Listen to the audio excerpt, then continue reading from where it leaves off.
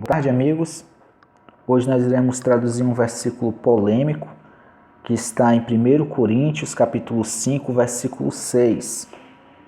É um versículo difícil de se entender.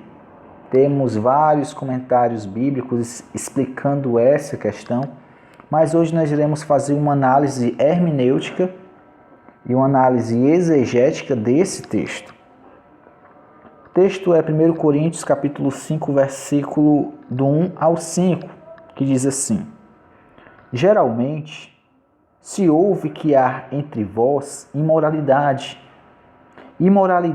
tal que nem mesmo entre os gentios, isto é, haver quem se atreva a possuir a mulher do seu próprio pai.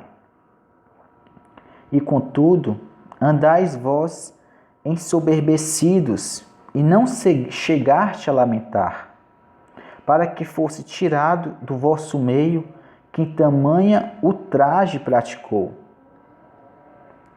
Eu, na verdade, ainda que ausente em pessoa, mas presente em espírito, já sentenciei como se estivesse presente, que o autor de tal infâmia seja, em nome do Senhor Jesus, reunidos-vos e o meu espírito com o poder de Jesus nosso Senhor, entregue a Satanás para a destruição da carne, a fim de que o espírito seja salvo no dia do Senhor.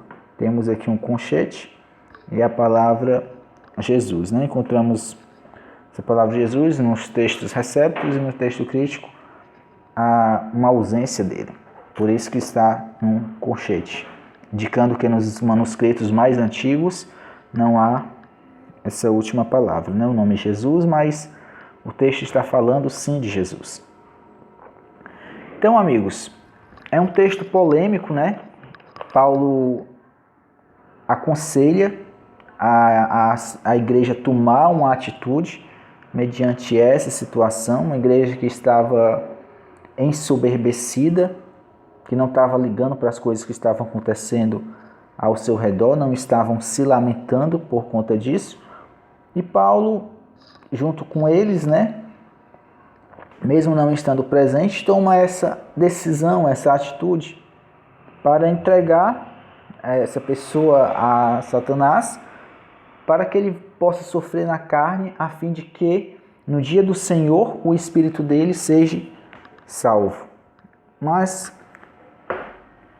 será isso uma doutrina, uma vez salvo, salvo para sempre? Existiam pessoas nos tempos dos apóstolos que pregavam essas coisas. Os nicolaítas, os valentinianos, eles diziam que as pessoas que têm o pneumatique, ou seja, o Espírito Santo, não perdia a salvação. Não importa se praticassem obras ílicas, obras da carne, se caísse em pecado, se desviasse, no final o Espírito seria salvo, porque o Espírito havia sido dado e esse Espírito não pode ser tirado, não pode se retirar. Mas isso foi tratado como uma heresia, né? Nos tempos dos pais apostólicos, nos tempos dos apóstolos. E eles pregavam, os nicolaítas pregavam, que não importa o que você faça com a sua carne, é uma separação, carne e espírito. Né? Então, não importa o que você faça com a sua carne. Eles praticavam, às vezes, até imoralidade por conta disso, em acreditar nisso. E Paulo repreende severamente, né? João repreende severamente.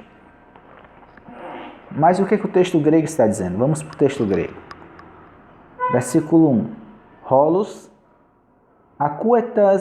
acuetai en hemi, porneia kai, toiaute porneia, hets ude entos, efinesim, hostegnaika tinatu, patros erque. Versículo 1, que diz assim: geralmente tenho ouvido que entre vós imoralidade, e tal imoralidade, o qual não há nos gentios, ou seja, não há entre as nações, as outras nações. Então tenho ouvido que há imoralidade no meio de vocês. Imoralidade tanta que a gente não ouve falar nos povos pagãos, nos gentios. Versículo 2. Kai remis perficiomenoi este kai urc malon apen fessate rina arte ekmesurrino roto ergon tuto poiessas. E diz assim, versículo 2: E vós estáis enchendo de vaidades, ou seja, vocês estão cheios de vaidades. Cheios de vaidades. E não mais cai urmalon, e não mais entristeçais. Vocês não mais ficam tristes para suscitar, tirar para fora do vosso meio o que, tendo praticado esse ato, ou que tendo praticado isto. Ou seja, vocês estão ensoberbecidos de vaidades, vocês estão cheios de vaidade, ao ponto que vocês nem se entristecem mais com essas coisas, ao ponto de não tomar a decisão de se levantar e de retirar essa pessoa que fez tal coisa no meio de vocês. Isso é que Paulo está falando, né? Versículo 3. Egon mengá apontou somate parondetoi pneumate ede kekrika hos paron ton hutos tuto cartagasamenon. Eu, enquanto, pois, por um lado, eu, apon, estando longe no corpo, mas presente no espírito. Então, pois eu, enquanto estou longe no corpo, estou presente no espírito. E já decidi como se estivesse presente. Assim,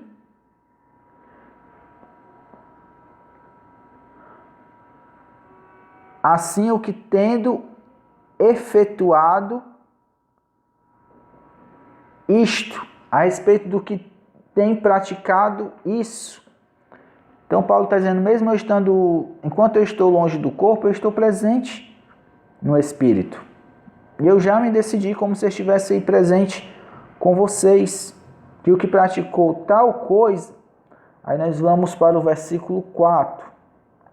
Entoi onomati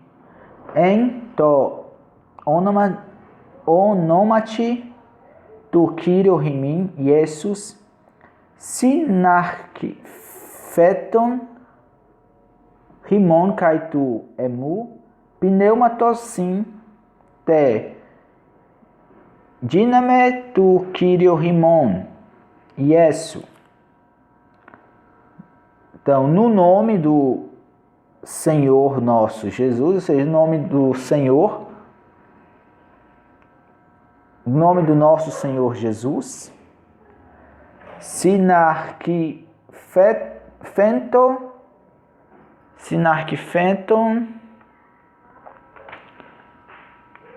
tendo reunido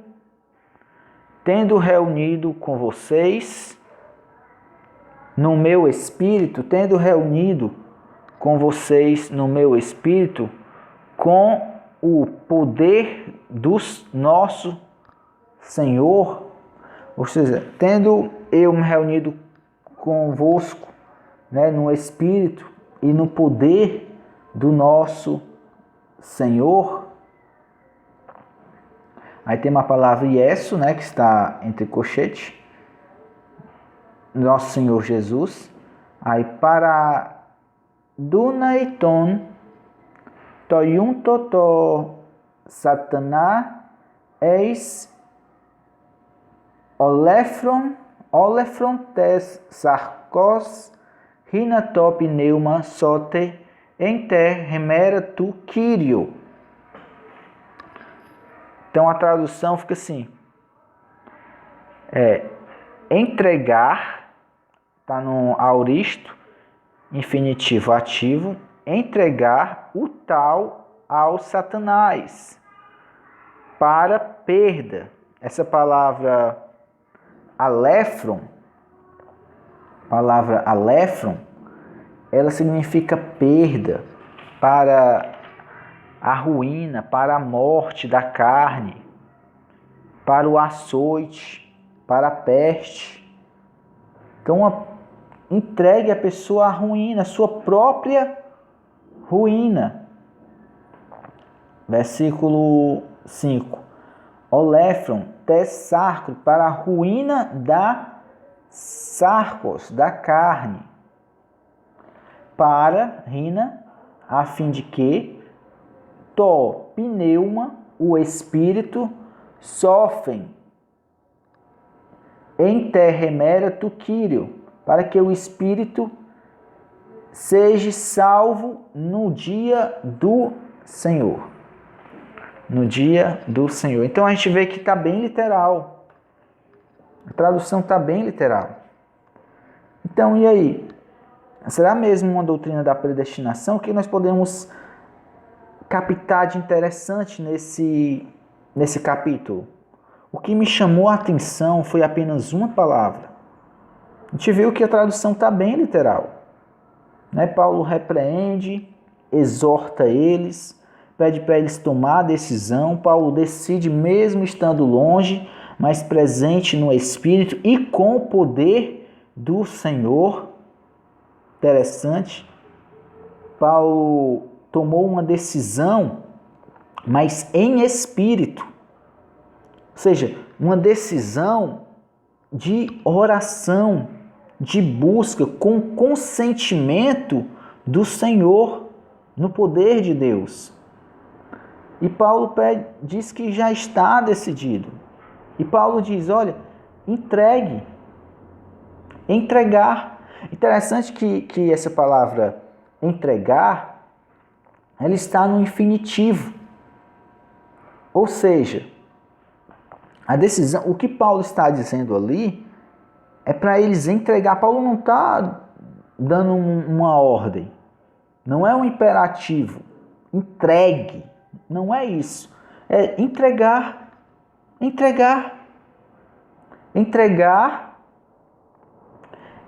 o que praticou tal coisa, né, o tal, a Satanás. A Satanás. Aí o texto diz assim: a Satanás para eis Olefron, para a ruína da carne, para que o espírito seja salvo. Eis Olefron, para a ruína, para a perdição. Então Paulo diz entregar a Satanás. E o que me chamou a atenção foi essa palavra, deixa eu ver se eu consigo marcar ela aqui, sofrem. Por que me chamou a atenção essa palavra? Porque ela está no subjuntivo. E o que é o subjuntivo? Subjuntivo não é algo concreto.